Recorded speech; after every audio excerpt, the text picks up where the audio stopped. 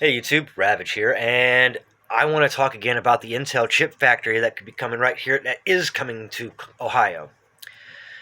Um, I thought something wasn't quite right, and I just recently learned that our squishy little tiny itty bitty little man of a governor, if you can call him a man, he lured the Intel chip plant here with a $2 billion, yes, $2 billion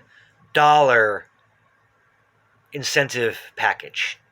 So that's basically essentially $1 billion per factory, because we're getting two. I thought we were just getting one, then I hear two. I'm like, why? Why?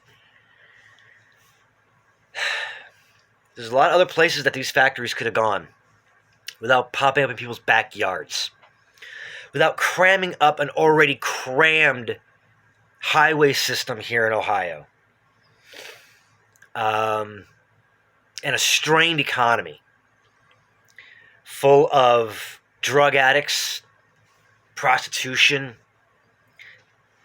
dilapidated homes, burned out buildings, empty, giant lots. Yeah, literally, there's tons of them. You go around here. I remember when there was a Chi-Chi's. For any of you who remember what Chi-Chi's Mexican restaurant.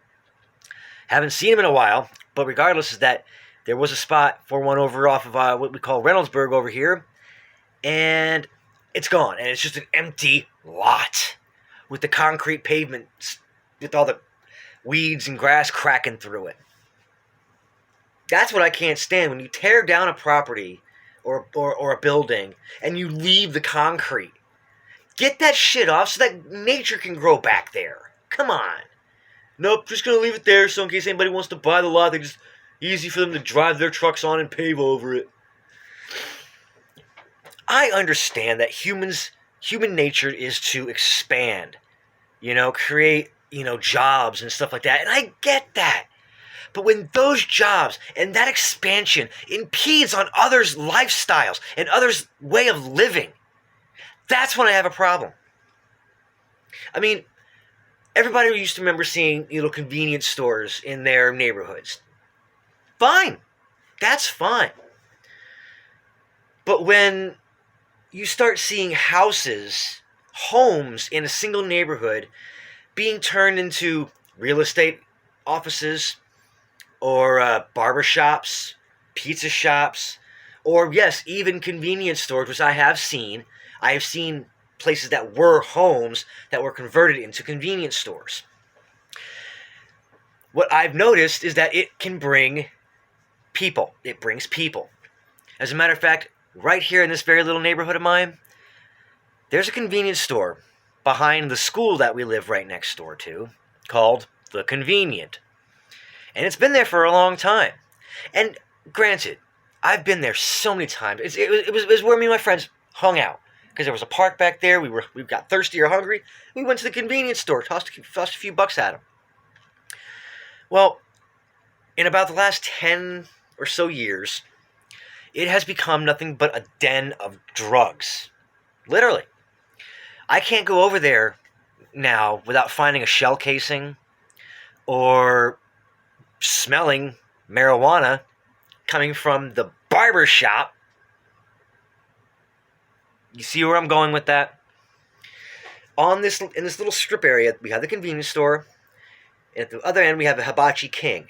There's this Japanese steakhouse place, which I don't know why they put it there. This little tiny Japanese, it's called a Japanese steakhouse. And I'm like, it's a takeout place. But right smack dab between the little convenience store and that restaurant is a barbershop. Now, this barbershop gets a lot of activity. And I don't mean a lot of guys going in there looking for a fade. No. These cars pull up directly in front of the building, and they stay there all day. They set up shop all day. They hang outside. Anybody that comes near the place, hey man, you want some weed? Hey man, you want some crack? I've heard it. They have called me to try to sell me drugs as I'm going into the convenience store. It also lately has been patronized by homeless people. Every now and then, I will catch a homeless person out there. You have any spare change? Sorry, I pay with card. I do not have sympathy for the homeless people. I really don't.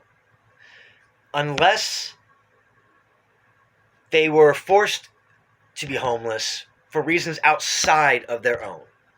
Like, they just cannot find a job no matter how hard they try. You know, that kind of thing. Just can't catch a break. You're not addicted to drugs or alcohol. You've just hit hard times where nobody is hiring or nobody wants to hire you, or you may not have the qualifications for the jobs you want to get. There are extenuating circumstances to homelessness. But if you are a drug addict, if you are a lazy person, if you're an alcoholic, I have no sympathy for you. You spare $1, I haven't eaten in a few days. Why are you homeless? Oh, I had a drug problem. Sorry, can't help you if you fucked yourself over. These are the same people. Okay, I'm getting back to the Intel thing. But these are the same people that Intel's looking to want to hire if you come here to Columbus. Because it's like I stated in the other video. They are going to outsource their employees. You watch. Yeah, sure, the city of Columbus, like I said, we're going to come here. They're going to be there to do the water lines, the gas lines, electrical. That'll be the city of Ohio. Our city workers, our government-paid city workers, off of our tax money. So, but after these places, but like I said, they're going to outsource the employees. I guarantee it. Because nobody here in Ohio is as technologically, let's just say, what's that word? Inclined, yeah. Technologically inclined enough to work at these places right off the bat. And it was like I stated before, and like they're saying, they want to make courses in our colleges for this. When did college become a vocational thing? There are schools out there to learn. There are technical schools. There are schools of plumbing. There are schools of electrical work. There are schools of carpentry. But why does this have to be taught in our colleges? If I'm reading what they say correctly, like Ohio State University will have a tech course on how to build these microchips. I remember college being a bit more on the academic side, learning, the ins and outs of the true ins and outs of our culture, readings, books and philosophy and stuff like that. That's what I used to think people went to college for, and be a doctor, or a mental doctor, or a surgeon and stuff like that. That's what I used to think college was for. But now you can go to college to be a social justice warrior and learn how to protest. I'm ranting, aren't I? It's late. I'm tired. But again, this chip factory, we can't let it happen. We can't. We can't. Because it will destroy this economy. You watch. By 2025, when these places are built. Yeah, 2025. So we're going to deal with the traffic of influx of supplies, cramming up our freeways and stuff for a few years. And again, that incentive package, they may get the whole amount if they meet those incentives. If they meet the requirements, productivity levels and stuff like that, which I can understand. Hey, you want this money, you gotta show us that you're willing to do something for it. Just about with any job, If you can get the job done, we'll give you a bonus, But when that bonus is coming off the backs of the workers that have already been established in Ohio, in Columbus, our taxes get taken out of our checks, and then it gets put into the government, into our government, and then what do? They say, oh, hey, Intel, here's some tax dollars for you. Shing, shing, shing, shing, shing, shing, shing. And then what do they do to us? They raise the taxes when they realize, oh shit, we just gave away too much money in incentives. So now we got to squeeze a little bit more, wring a little bit more out of our citizens. You watch. Our taxes will go up.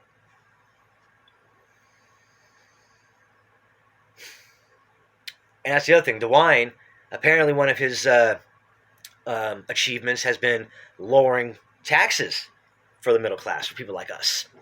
But as I just stated, you watch.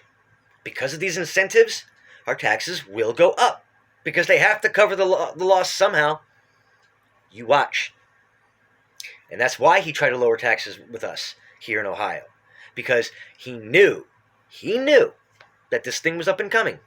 So he kind of knew that, hey, if I can say, hey, I'm lowering your taxes right now so that when I have to pop up, he says, I'm sorry, but we have to do this. And we'll go, well, he's kept them low for long enough, so we can afford a little bit of a hike. Can we? Will we? I don't think so. And neither should you. So, if I was to do it, because, I mean, we have some time to do it. We have some time, okay?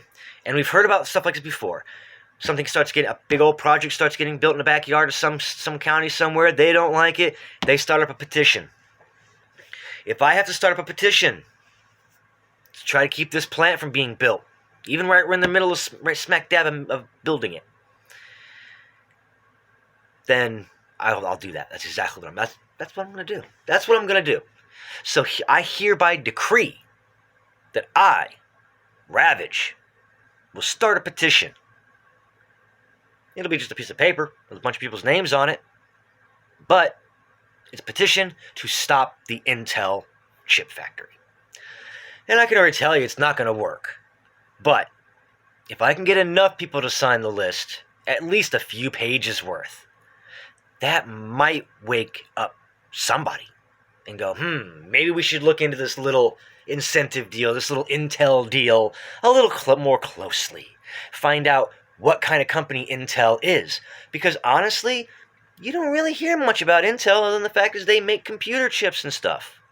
That's about it. You don't know anything about their politics. You don't really know anything about the people who built Intel. I mean, if you do, then God, I feel sorry for you. You don't got a life. Because if you're that absorbed in technology, I hate to see your sex life. So, until the next update on this Intel fiasco, I'm Ravage. Thanks for tearing up with me. And if you see me coming with a pad and pen, you know why. I'll see y'all in the next video. Later.